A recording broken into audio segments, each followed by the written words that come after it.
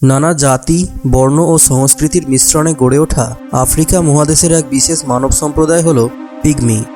শিকারের অভাব, বন নিধন এবং যুদ্ধভিত্তিক সহিংসতার জন্য পিগমি সভ্যতার অনেকটাই বিলুপ্ত হয়েছে। তবে এখনও প্রতিকূল পরিবেশের সাথে লড়াই করে কঙ্গোর গভীর বনাঞ্চলে কিছু পিগমি সম্প্রদায় বসবাস করে।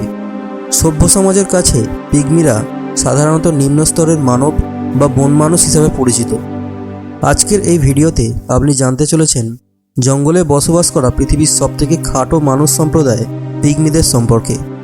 তাই প্লিজ ভিডিওটিকে শেষ পর্যন্ত দেখুন এবং আপনি যদি এখনও চ্যানেলটিকে সাবস্ক্রাইব না করে থাকেন তাহলে প্লিজ সাবস্ক্রাইব করে বেল আইকনটি প্রেস করুন, যাতে নতুন ভিডিওর নোটিফিকেশান আপলোড হওয়া মাত্রই আপনার কাছে পৌঁছে যায়।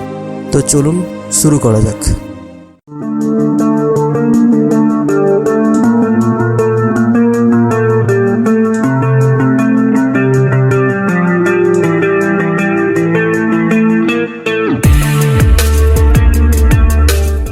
পিগমি শব্দটি এসেছে গ্রিক থেকে, যার অর্থ হল কোনই পর্যন্ত। সাধারণত ছোট যে কোনো কিছু বোঝাতে গ্রিক ভাষায় পিগমি শব্দটি ব্যবহার করা হয়। গড়ে 4.5 ফুট উচ্চতার এই বামন গোত্র নিজেরাও জানে না যে বাইরের দুনিয়ার মানুষ তাদের পিগমি নামে ডাকে। এমনকি তারা পিগমি শব্দটির সাথেও পরিচিত নয়। তারা নিজেদেরকে বা নামে সম্বোধন করে। তাদের ভাষায় বা শব্দের অর্থ হল মানুষ। কঙ্গো, ক্যামেরুন ও গ্যাবনের জঙ্গলে পিগমিদের কয়েকটি উপজাতি বাস করে। এছাড়া ফিলিপাইন, আন্দামান দ্বীপপুঞ্জ এইসব জায়গাতেও পিগমিদের বসবাস রয়েছে। বর্তমানে সমগ্র পৃথিবীতে জীবিত পিগমি মানবদের সংখ্যা মাত্র 1 লক্ষেরও কম। তাদের মধ্যে 30 থেকে 40 হাজার পিগমি শুধুমাত্র কঙ্গোর জঙ্গলে বসবাস করে। পিগমিরা স্বভাবত হিংস্র নয়। যুদ্ধ শব্দটি তাদের অভিধানেই নেই। তারা কখনোই নিজেদের মধ্যে ঝগড়া বিবাদেও লিপ্ত হয় না। প্রার্থনা, আনন্দ বা দুঃখ সবকিছুর প্রকাশ তারা বিভিন্ন নাচের মাধ্যমে করে। জীবনের প্রতিটি ধাপ তারা নাচের মাধ্যমে সাদরে বরণ করে নেয়। পিগমিরা যাযাবর জাতি। তারা বনভূমিতে দলগত হয়ে ঘুরে বেড়ায় এবং স্বল্প সময়ের জন্য অস্থায়ী বাসস্থান তৈরি করে। পিগমিরা সাধারণত বুনো ফল ও মধু সংগ্রহ করে জীবন ধারণ করে। এছাড়া চতুষ্পদ যে কোনো প্রাণী তারা খাদ্য হিসেবে গ্রহণ করে।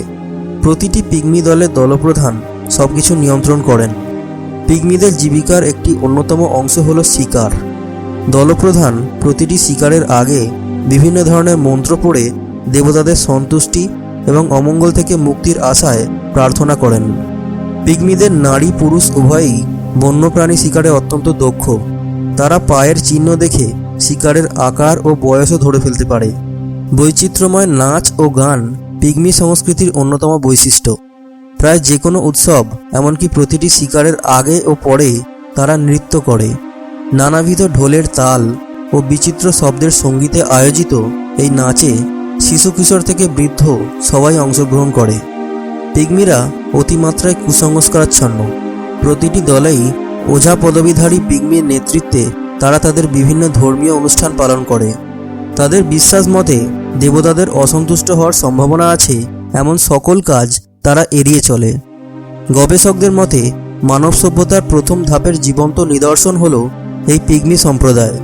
সভ্য সমাজের আলো না দেখা এই জাতির জীবনযাপন ও আচার অনুষ্ঠান যেন লক্ষ শতাব্দী পূর্বের প্রথম মানব সমাজের দৃষ্টান্ত উপস্থাপন করে। এত দীর্ঘ সময় ধরে টিকে থেকে এই সমাজ আজ বিলুপ্তির পথে। পৃথিবী জুড়ে শান্তির বাণী প্রচার করা বিভিন্ন দেশই প্রত্যক্ষ ও পরোক্ষভাবে তাদের বিলুপ্তির কারণ। ইটালি, জাপান ও পর্তুগাল বিভিন্ন কাঠভিত্তিক বড় বড় ব্যবসায়িক প্রতিষ্ঠান প্রতিনিয়ত গাছ কেটে আফ্রিকার প্রাকৃতিক পরিবেশ ধ্বংস করছে। এতে প্রত্যক্ষভাবে ধ্বংস হচ্ছে পিগমিদের বসবাস উপযোগী বনভূমি। বনভূমির পরিমাণ কমে যাওয়ায় ক্রমশ কমে যাচ্ছে তাদের বিচরণ ক্ষেত্র, কমে যাচ্ছে শিকার, সৃষ্টি হচ্ছে খাদ্য ও বাসস্থান সংকট। শুধু তাই নয়, কিছু কিছু প্রতিবেদনে এমনটাও উঠে এসেছে যে কঙ্গোর সৈন্যরা জঙ্গলে টিকে থাকতে পিগমিদেরকে শিকারের পর হত্যা করে তাদের মাংস ভক্ষণ করে। বেঁচে থাকার তাড়নায় আর 10টি প্রাণীর মতো পিগমিরাও মাথা নত করেছে এই আগ্রাসনের কাছে।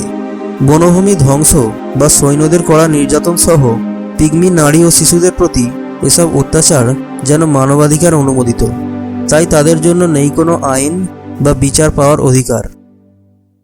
ভিডিওটি ভালো লাগলে ভিডিওটিকে লাইক এবং শেয়ার করবেন এবং অবশ্যই কমেন্টে জানাবেন যে আপনার ভিডিওটি কেমন লেগেছে, এবং এই রকমই ইন্টারেস্টিং ভিডিও বারবার দেখার জন্য প্লিজ চ্যানেলটিকে সাবস্ক্রাইব করে বেল আইকনটি প্রেস করবেন।